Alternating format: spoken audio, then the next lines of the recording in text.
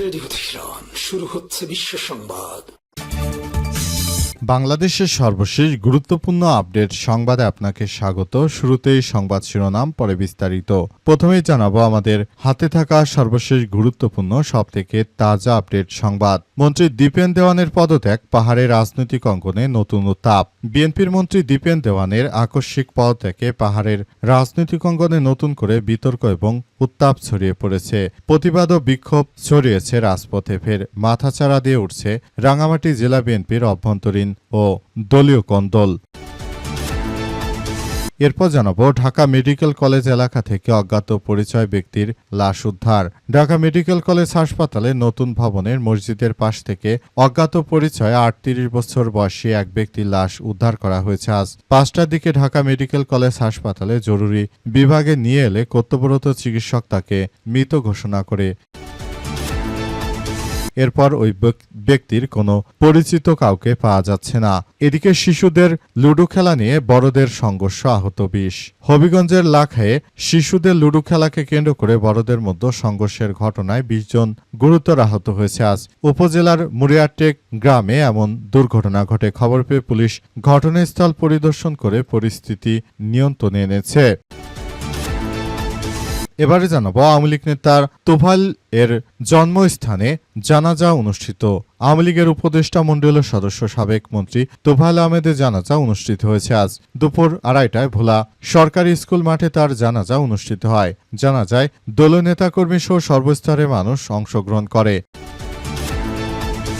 এবং সর্বশেষ জানাবো হাদি হত্যাকাণ্ডে ভারতের অমিত শাহের হাত রয়েছে। অমিত শাহের বিরুদ্ধে অভিযোগ করলেন ভারতের সাবেক মুখ্যমন্ত্রী মমতা বন্দ্যোপাধ্যায়। পশ্চিমবঙ্গে ক্ষমতা হারানোর মাসখানেক পর কলকাতার ধর্মতলায় অবস্থান কর্মসূচি থেকে বাংলাদেশের ইনকিলাব মঞ্চের মুখপাত্র শরীফ ওসমান হাদি হত্যাকাণ্ড নিয়ে বিস্ফোরক মন্তব্য করলেন পশ্চিমবঙ্গের সদ্য সাবেক মুখ্যমন্ত্রী মমতা বন্দ্যোপাধ্যায়। তিনি সরাসরি ইঙ্গিত দিয়েছেন যে মমতার দাবি এই খুনের সঙ্গে জড়িত মূল আততায়ীরা মেঘালয় সীমান্ত পেরিয়ে পশ্চিমবঙ্গে প্রবেশের পর রাজ্য পুলিশের স্পেশাল টাস্কফোর্স STF তাদের গ্রেপ্তার করেছিল। প্রিয় দর্শক, এতক্ষণ শুনছিলেন সংবাদ শিরোনাম, এবারে বিস্তারিত।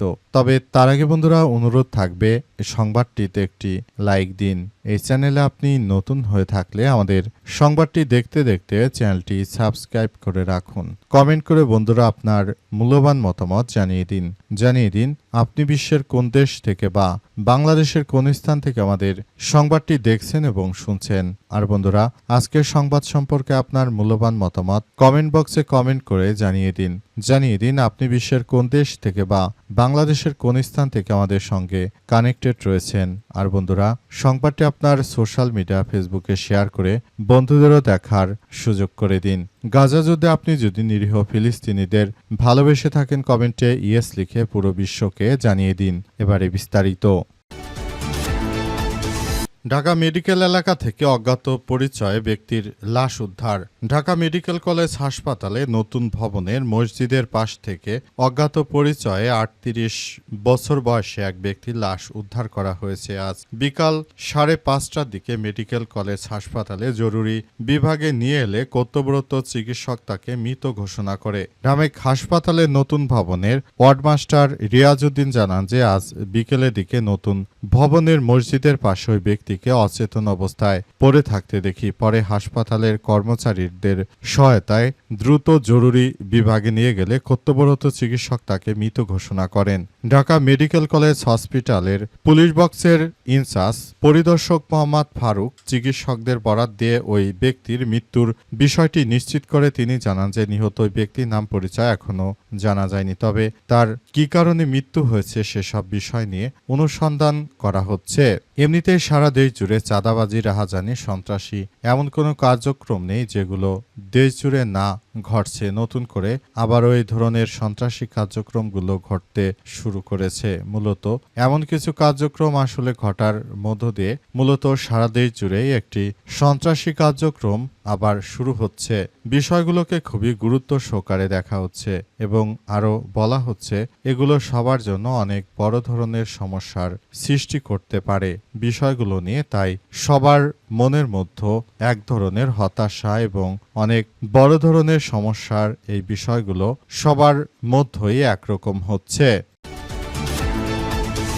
জন্মস্থানে তোফায়েল আহমেদের জানাজা অনুষ্ঠিত। আওয়ামী লীগের উপদেষ্টা মণ্ডলীয় সদস্য সাবেক মন্ত্রী তোফায়েল আহমেদের জানাজা অনুষ্ঠিত হয়েছে আজ দুপুর 2টার দিকে ভোলা সরকারি কলেজ মাঠের উচ্চ বিদ্যালয়ের মাঠে তার জানাজা নামাজ অনুষ্ঠিত হয়। সেখানে অসংখ্য মানুষ উপস্থিত ছিলেন। এই তোফায়েল আহমেদ তিনি দীর্ঘদিন ধরে রাজনৈতিক জীবনে আওয়ামী লীগের রাজনীতির সঙ্গে জড়িত।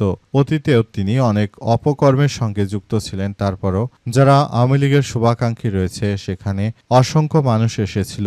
এদিকে ঢাকা বিশ্ববিদ্যালয় কেন্দ্রীয় সংসদ সদস্যরা তারা জানিয়েছে যে এই তোফায়েল আহমেদ মাওলানা দেলোয়ার হোসেন সাঈদীর জানাজা ঢাকায় হতে দেয়নি, অথচ আজকে চাইলেই জামাত শিবির কিন্তু তোফায়েল আহমেদের জানাজা ঢাকায় হতে দিত না। কিন্তু তারা কিন্তু ইনসাফ করেছে। তারা কখনো বিরোধীদের সঙ্গে কোনো অন্যায় করেনি। এটি হচ্ছে জামাত ইসলামের সৌন্দর্য।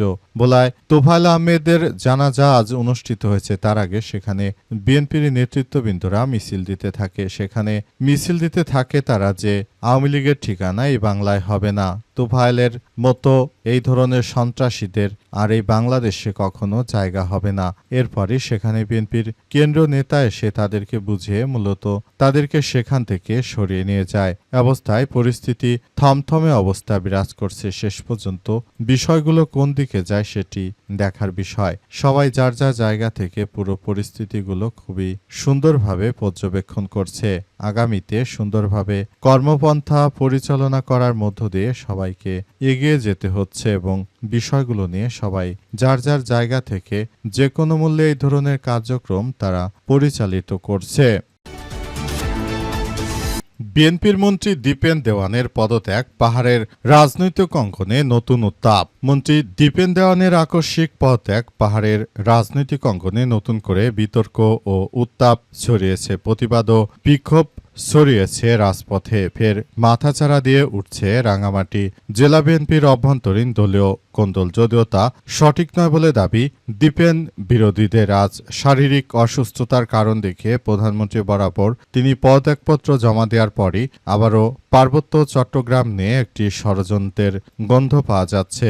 অনেকে বলাবলি করছে যে এটি হয়তো এমন কোনো ধরনের ঘটনা ঘটছে যাতে করে সেখানে আবার আরেকটি সন্ত্রাসী কার্যক্রম শুরু হতে পারে। সেখানে মূলত ভারতের হিন্দুত্ববাদীরা হয়তো কোনো ধরনের চক্রান্ত করতে পারে বলে এমন কথা অনেকেই বলাবলি করছে। তবে মূল বিষয়গুলো আসলে কি হয়েছে সে সম্পর্কে এখন পর্যন্ত কিন্তু বিএনপির পক্ষ থেকে কোনো তথ্য তারা দেয়নি। কিন্তু এ বিষয়ে ডাকসুর সাবেক সর্বমিত্র চাকমা তিনি মুখ খুলেছেন। তিনি বলেন যে দীপেনকে সরিয়ে দিয়েছে বিএনপি।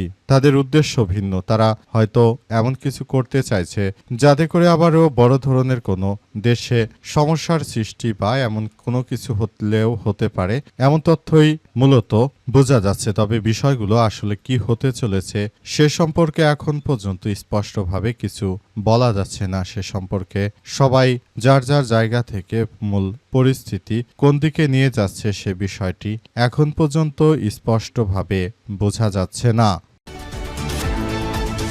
শিশুদের লুডো খেলা নিয়ে বড়দের সংঘর্ষ, আহত 20। হবিগঞ্জে লাখায়ে শিশুদের লুডো খেলাকে কেন্দ্র করে বড়দের সংঘর্ষের ঘটনা ঘটেছে। এতে অন্তত 20 জন আহত হয়েছে। আজ উপজেলার মুরিয়াউক গ্রামে এমন ঘটনা ঘটে। খবর পেয়ে পুলিশ ঘটনাস্থলে গিয়ে পরিস্থিতি শান্ত করেছে। সংঘর্ষে আহতদের জেলা সদর আধুনিক হাসপাতাল ও লাখাই ও উপজেলা স্বাস্থ্য কমপ্লেক্সে চিকিৎসা দেওয়া হচ্ছে।